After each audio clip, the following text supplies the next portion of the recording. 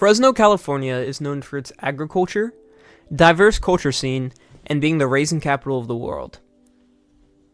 From the outside, it seems like a peaceful town full of diversity and community, but Fresno has a dark truth. Fresno is a major drug city, especially when it comes to methamphetamine. Fresno is known as the meth capital of California.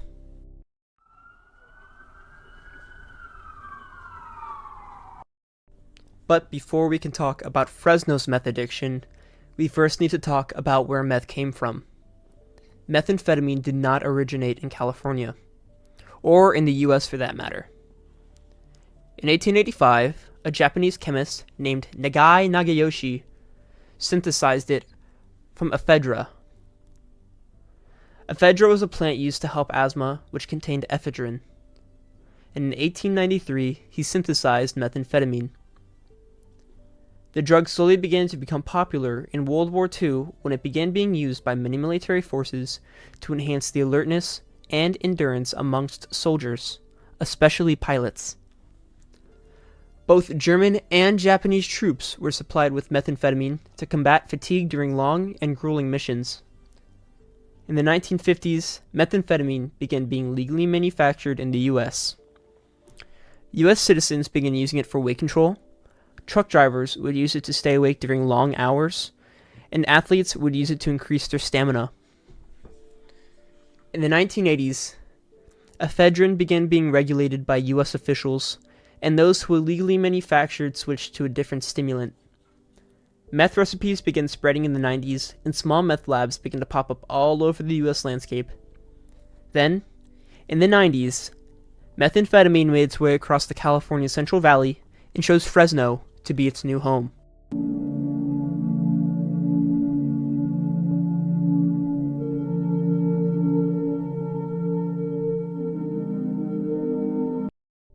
California's Central Valley is a major hub for meth production and abuse across the nation. Due to the convenient layout of the land, as well as the close proximity to the border of Mexico, the Central Valley has been a perfect place for meth production on extremely large scales. Methamphetamine originally took its place in the Central Valley as what's called the poor man's cocaine. Because of the large tracts of farmland, along with isolated buildings, the area is a perfect place to avoid detection. Due to this perfect layout, it has become a hotspot for the majority of the nation's super labs, controlled by Mexican drug trafficking organizations, according to John Donnelly, resident agent in charge of the U.S. Drug Enforcement Administration office in Fresno. This large hotspot for meth production has also had large effects across all the nation. They have the potential to make 150 pounds per each cook, says Donnelly. There are more super labs in California than anywhere else. Every week, another office calls us to St. Paul, Dayton, Kansas, Texas, and says, "We've got a meth case here," and they say the suspects are from Turlock or Visalia. They're slinging it all over the country from there. These super labs are the main problem for the widespread methamphetamine abuse issue across all the Central Valley. A 3-year-old Fresno woman fatally shot her 2 toddlers and a cousin, critically wounded her husband, then turned the gun onto herself. Investigators immediately suspected methamphetamine abuse and what otherwise was carnage. It turned out the mother had videotaped herself smoking meth hours before that shooting. Once people who are on meth become psychotic, they are very dangerous, said Dr. Alex Stalcutt. Due to the extreme potency of the drug, it can have detrimental long-term effects on the brain of its users. Some of these effects include addiction, psychosis including paranoia, hallucinative motor activity, changes in brain structure, and function deficits in thinking and motor skills, increased distractibility, memory loss, aggressive or violent behavior, mood disturbances, severe dental problems. This is why time and time again we see meth as the main cause of a large amount of domestic abuse cases in the Central Valley, and even across the nation as a whole. It's very easy for meth users to become violent due to extreme hallucinations and intense psychosis. For example, Fresno police found Ayden Mendez dead on the bathroom floor of her home. Her children's 17-month-old Aaliyah Achevera and Isaiah Achevera were in the bathtub. Mendez's cousin was dead in the kitchen. She had shot each in the head. The children's father remains hospitalized with stabbing and gunshot wounds. Police recovered 10 grams of meth, $8,000 in scales, and the iPad the young mother used to videotape herself smoking meth. This horrible example goes to show the effects that the drug can have on civilian life. As its users began to increase, the Central Valley saw a large surge in domestic violence cases as well as overdoses by its abusers. This epidemic is detrimental to a lot of the population in the area. The drug has ruined the lives of thousands of people. Family members are losing loved ones to the drug. Relationships are being destructed. Children are being left without mothers and fathers. The destructive wake of this drug needs to be stopped. All right. Do you want to introduce yourself? My name is Andrew Craven. I am a fire apparatus engineer for CAL FIRE. All right. Could you tell me a little about your interactions in the past with meth users? Yes. I respond to all sorts of calls, be it fires or medical aids, vehicle accidents, all that. I'd say a decent portion of the medical aids we respond to are people that have a history with drugs, currently having problems with drugs, and methamphetamine tends to be a percentage of those drugs that I deal with. Okay. What's standard procedure if you're called out to a meth lab fire? Is it something where you try to rescue the people and save the building, or is it something where it's kind of... So, in my experience, I've only been to about 2 or 3 meth lab fires, and typically when the fires start in those, they start in the lab itself. So before 911 is even called, there's already stuff exploding in the house. When we show up and we witness explosions or things that are hazardous to life safety, we don't make entry into houses in which we can be exploded, basically. Okay. So the houses are usually fully involved by the time we show up, which is usually about a 5 to 10 minute response time, and those houses are already a loss at that point because of the accelerants involved in the ingredients to make meth. Okay. Do you remember your first encounter with a meth user in Fresno, or seeing a meth user in Fresno? No, I've been doing this job for too long, and I've run into too many meth users. I do not remember my first experience. What about outside of the job as a kid or a teenager? I never experienced meth outside of this job. I was never around anybody that used it. You never saw anyone on the street, homeless people, anyone? Not that I could deduce were actively using meth. Okay. When you come across meth users, what's usually the thing that they're doing? Are they disturbing peace? Are they being violent towards other citizens? So, meth causes a psychosis of sorts.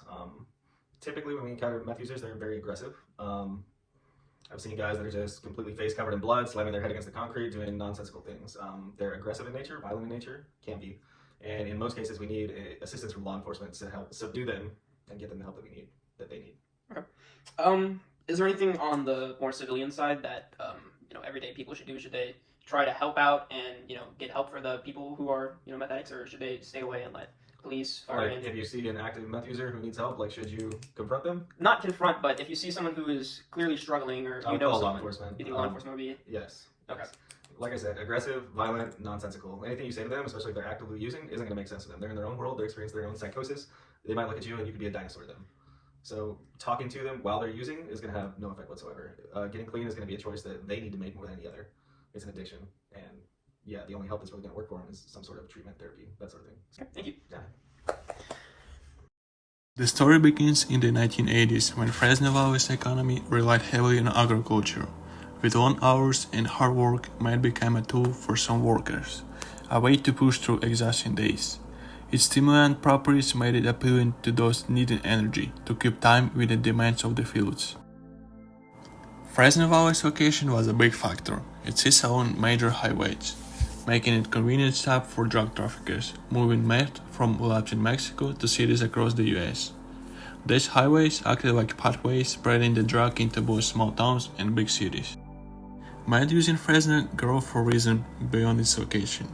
When manufacturing jobs disappeared, many people lost their income. This economic struggle made it easier for meth to take hold. Some use it to relax, some people make money on it. But the 1980s brought the challenges: economic downturns, job insecurities, and long hours in the fields and factories. Many workers turned to meth as a way to escape reality. The Central Valley's rural landscape made it a prime location for the production of meth. With its open spaces and relative isolation, small-scale labs began to emerge. Those hubs were often hidden on farmland, producing a drug that was both cheap to make and highly addictive.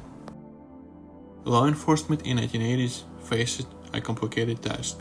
Meth was spreading faster than they could handle it. By the end of the decade, meth-related arrests highly increased, and the Central Valley had become a source for distribution across California. Fresno is at the center of a growing methamphetamine crisis. This isn't just about the people using the drug. It impacts entire families, neighborhoods, and the systems meant to keep us safe and healthy. Meth production and distribution have become more advanced, more dangerous, and harder to stop. It's not just a personal struggle, it's a community-wide battle. Meth is everywhere and is cheap. That's part of the problem. The supply chain is massive and it starts far beyond our borders. Most meth today is produced in large labs in Mexico, but it doesn't come across the border in the form you might think. Drug cartels have adapted. Whole front end off of the vehicle and hidden in the frame rails was 40 pounds of crystal methamphetamine. That means the car had to be taken apart and put back together over and over again. That vehicle had come over hundreds, or at least 100 times with that product. This year alone, Fresno PD has already confiscated more than 300 pounds of this stuff. And the flow keeps coming. It keeps coming in to our city. That will be the case until every last mid-level dealer creating the demand is caught. Police feel that's the only way the need for a supply will be cut off, and its spread, which is much like that of a virus, will come to an end. The meth is dissolved into liquid and smuggled in everyday items, tequila bottles, thermoses, even iced tea containers. Once it crosses a border, it's processed back into crystal meth in dangerous conversion labs right here in California. These labs are often hidden in rural areas where they are harder to detect. These conversion labs are time bombs. The chemicals used are highly flammable and accidents can lead to deadly explosions. In 2012, a lab in Fresno exploded, highlighting just how risky these operations are, not just for those making the drug, but for nearby communities too. So who's bringing the meth to the streets?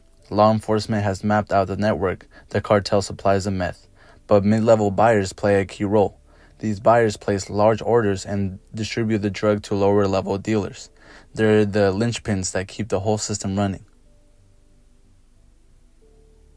That's why law enforcement is focusing on these mid-level buyers. Taking them down can disrupt entire networks, making it harder for meth to flood our streets. Runners, the people who physically move the drugs, are smaller players. Arresting them helps, but it's like cutting the branches instead of the root. The real impact comes from targeting the buyers. Every arrest is a step forward, but even with these efforts, the fight is far from over. Meth still finds its way into our communities, and the impact on Fresno's healthcare system is devastating.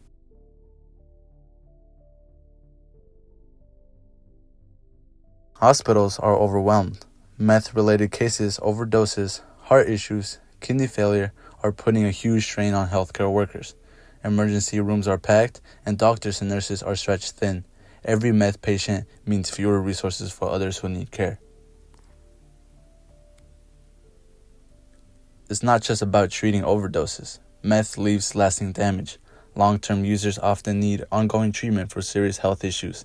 This crisis is draining resources, but it's also taking an emotional toll on healthcare workers who see the same faces coming in again and again.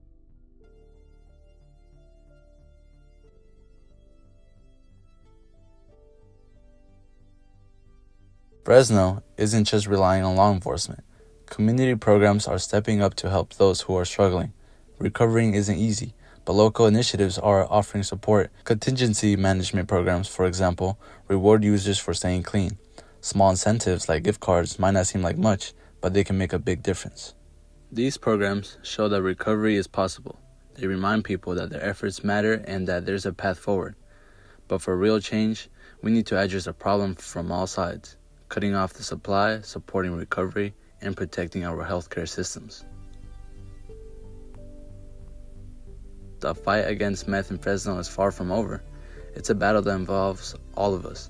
Law enforcement, healthcare workers, and community programs are working together to take back control.